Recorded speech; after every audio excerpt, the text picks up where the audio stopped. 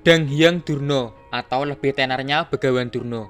Masyhur namanya di akhir zaman Purwa Mahabharata sebagai seorang guru besar di kerajaan Hastinapura, guru dari Pandawa dan Kurawa.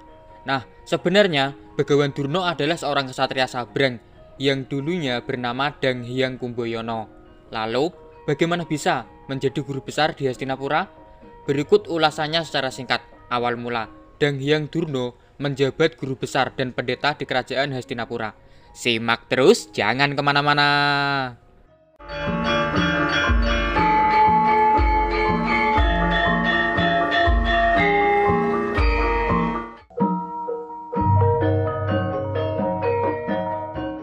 Sebelumnya, mari membahas latar belakang siapa itu Dang Hyang Durna. Pada masa mudanya, bernama Dang Hyang Kumbayono, satria Sabrang dari negeri Ngatas Angin, putra seorang raja sekaligus pendeta, Prabu Bharatwaja atau Begawan Bharatwaja. Dang Hyang Kumbayono juga merupakan murid dari Begawan Rama Bhargawa, mempunyai saudara seperguruan, Raden Dewabrata dan Raden Sucitra.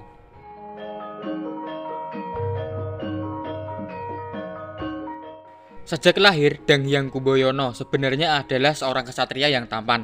Akan tetapi, karena suatu peristiwa membuat fisiknya menjadi buruk rupa.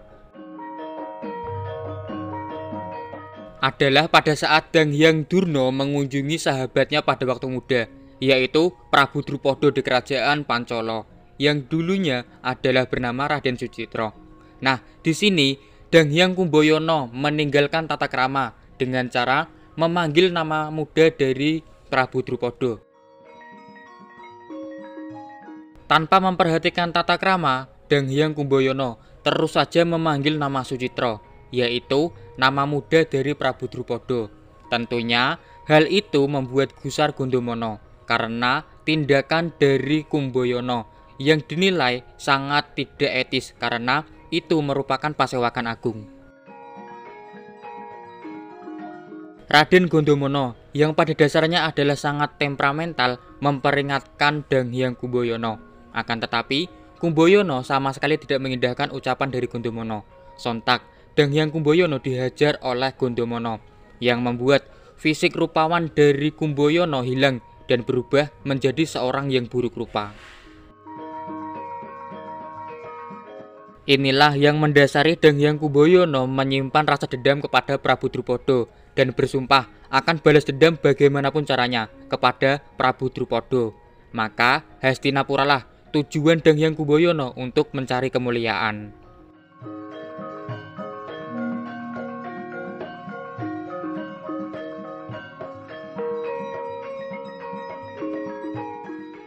Di Hastinapura saat itu sedang terjadi perebutan minyak tolo, yaitu minyak pusaka warisan dari Prabu Pandhudewanata, yang kala itu diperebutkan oleh Pandawa dan Kurawa, yang masing-masing beralasan berhak memiliki minyak tolo, warisan dari Prabu Pandhudewanata.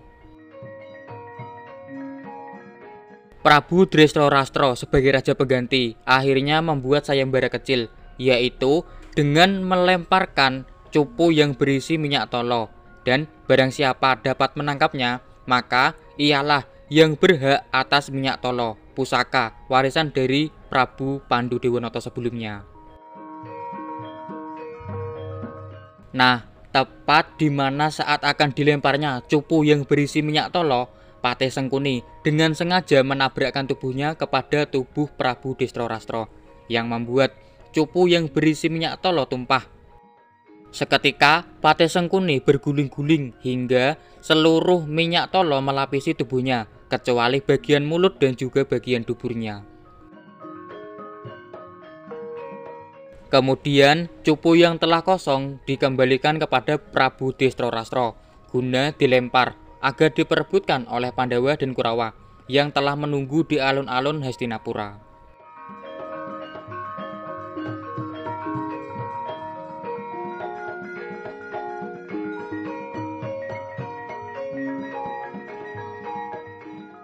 Cupu yang dilemparkan oleh Prabu Drestarastra melesat hingga mencapai hutan pada pinggiran kerajaan Hastinapura, dan di situ ada sebuah sumur.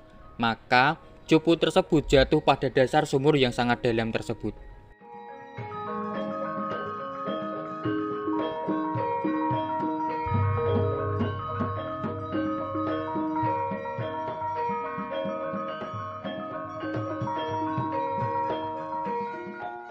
Baik Pandawa maupun Kurawa sangat kesulitan saat mengambil cupu yang telah kosong tersebut pada dasar sumur. Maka disinilah peran dari Dang Hyang Kumbayono atau yang telah berubah namanya menjadi Dang Hyang Durna dengan cara pamer keahlian memanahnya dengan menceburkan anak panah satu persatu dan saling berhubungan sampai kepada cupu tersebut.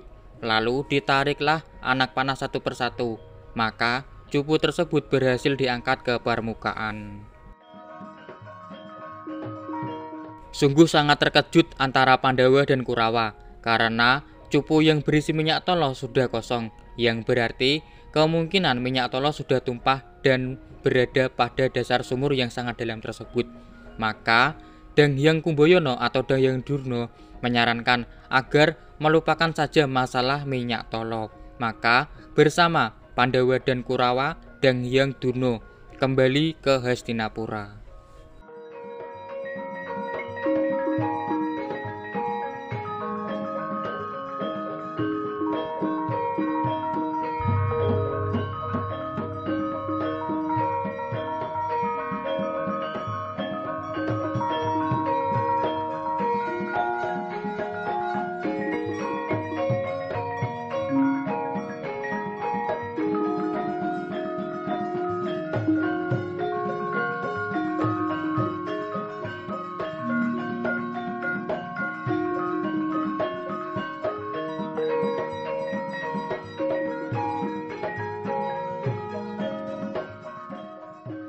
Sesampainya di Hastinapura, Pandawa dan Kurawa pun menceritakan mengenai keahlian dari Dang Hyang Durna.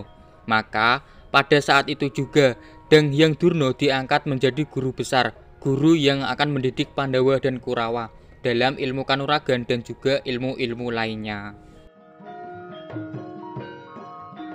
Itulah awal mula Dang Hyang Durna atau Begawan Durna berada pada Hastinapura dan menjadi guru besar di Hastinapura.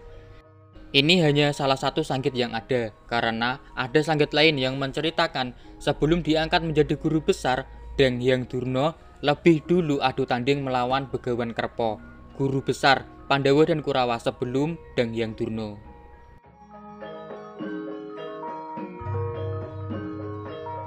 Semoga sedikit menambah wawasan kisah-kisah seputar pewayangan Jawa. Ayo dukung channel dengan cara subscribe dan komentar pada video ini untuk menambahkan cerita atau ada pertanyaan. Terima kasih atas waktunya untuk menyimak.